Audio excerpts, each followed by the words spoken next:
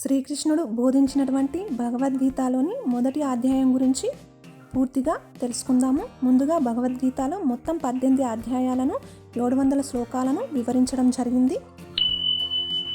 అందులో 1 నుంచి 6 అధ్యాయాలను కర్మయోగంగా పిలుస్తారు. 7 నుంచి 12 అధ్యాయాలను భక్తి యోగంగా పిలుస్తారు. 13 నుంచి 18 అధ్యాయాలను జ్ఞానయోగంగా పిలవడం జరుగుతుంది. మొదటగా ఫస్ట్ ఒక శ్లోకాన్ని ధృతరాష్ట్రుడు చెబుతాడు. 41 శ్లోకాలను సంజయుడు చెబుతాడు. 84 శ్లోకాలను అర్జునుడు చెబుతాడు. 574 శ్లోకాలను శ్రీకృష్ణుడు చెప్పడం అనేది జరుగుతుంది. ఇక విషయంలోకి వెళ్ళినట్లయితే మొదటి అధ్యాయము అర్జున విషాదయోగము. ఇక్కడ ధృతరాష్ట్రుడు అడుగుతాడు, ధర్మక్షేత్రమైన కురుక్షేత్రంలో నా పిల్లలు అలాగే పాండురాజు పిల్లలు యుద్ధానికి సిద్ధమై ఏమి చేస్తున్నారు సంజయ అని అడగడం జరుగుతుంది.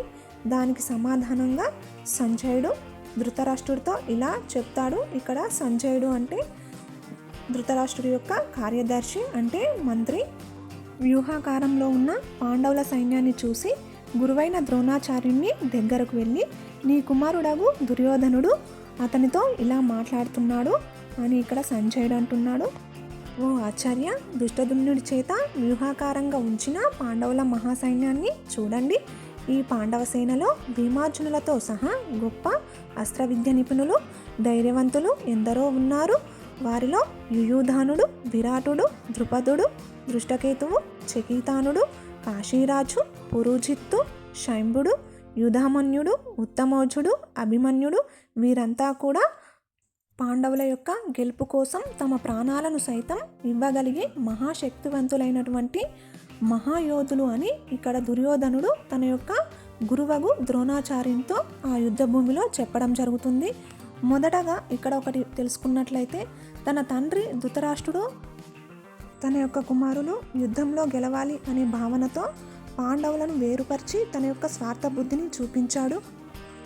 ఇక్కడ దుర్యోధనుడు తన లోపల ఉన్న భయాన్ని బయటకు వ్యక్తపరచకుండా పాండవుల సైన్యంలోని వీరుల గురించి తన యొక్క సైన్యంలోని వీరుల గురించి చర్చించడం జరుగుతుంది. ఇక్కడ దుర్యోధనుడు ముఖ్యమైన వారి గురించి చెప్పడం జరుగుతుంది. అందులోపల మీరు అని ఇక్కడ అంటున్నాడు. మీరు అంటే ద్రోణాచార్యుడు అని అర్థం.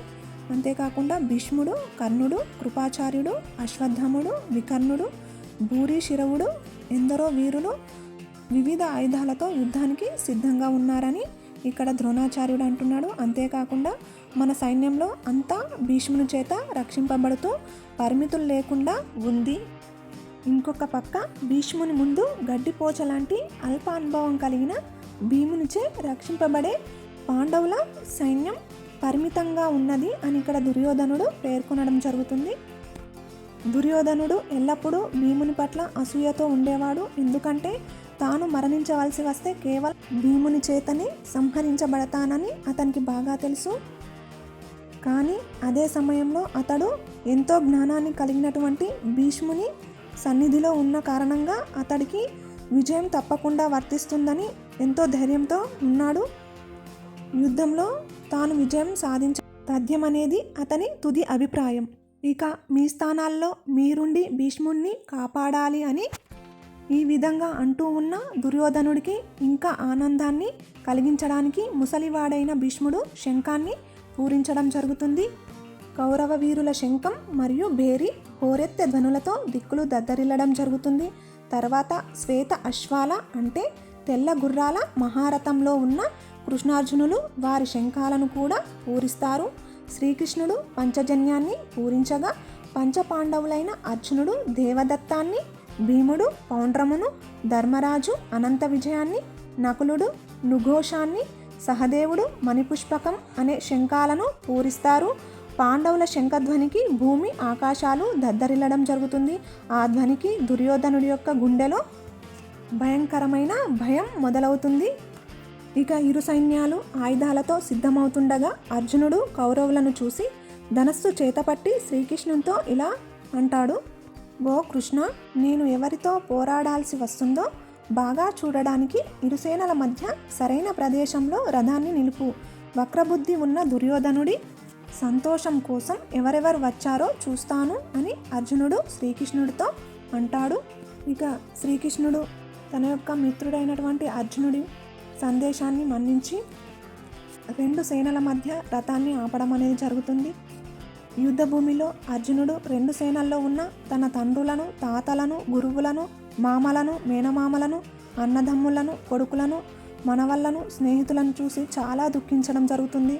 వారంతా తనవారే అని యుద్ధం చేయడానికి వచ్చిన బంధు సమూహంను చూస్తూ అర్జునుడు అవయవాలు పట్టు తప్పడం జరుగుతుంది. తన శరీరం గగుర్బాటుతో వేడెక్కడం జరుగుతుంది. గాంధీవం తన చేయిలో నుండి జారిపోవడం, ఇదంతా ఆలోచించి మనస్సు తల్లడిల్లి నిలబడడానికి శక్తి కూడా లేకుండా కోల్పోవడం జరుగుతుంది. ఇక్కడ అర్జునుడికి నాకు ఈ యుద్ధంలో విజయం వద్దు, రాజభోగాలు నాకు వద్దు, ఎవరి కోసం ఈ యుద్ధం, నా బంధువులు కూడా ఈ యుద్ధ భూమిలోనే ఉన్నారు, వాళ్ళు నన్ను చంపాలనుకున్నా సరే నేను మాత్రం వాళ్ళను చంపను, దుర్యోధనాదులను చంపి నేను పొందేది ఏమిటి, పాపాత్ములను చంపితే పాపమే కదా మిగిలేది అని ఇక్కడ అర్జునుడు అంటాడు శ్రీకృష్ణుడితో. నిజానికి భగవద్గీత చదువుతూ గీతాసారం తెలుసుకునే ప్రతి ఒక్కరూ కూడా అర్జునుడు లాంటి వారే. అర్జునుడు తన అనుకుంటున్న బంధువులను చంపలేక యుద్ధభూమిలో పట్టు తప్పుతూ శక్తి కోల్పోతాడు. ప్రతి మనిషికి యుద్ధభూమి లాంటిది ఈ శరీరం. మనసుని భ్రమింపజేసే మాయ మనిషి శత్రువు. నేటి సమాజంలో మానవుడు రాగద్వేషాలతో జీవితంలో పట్టు తప్పుతున్నాడు. వారు తన బంధువులే అయినా కానీ యుద్ధభూమిలో బంధుత్వం ఉండదనే విషయాన్ని మరిచి ఇక్కడ అర్జునుడు దుఃఖించడం జరుగుతుంది.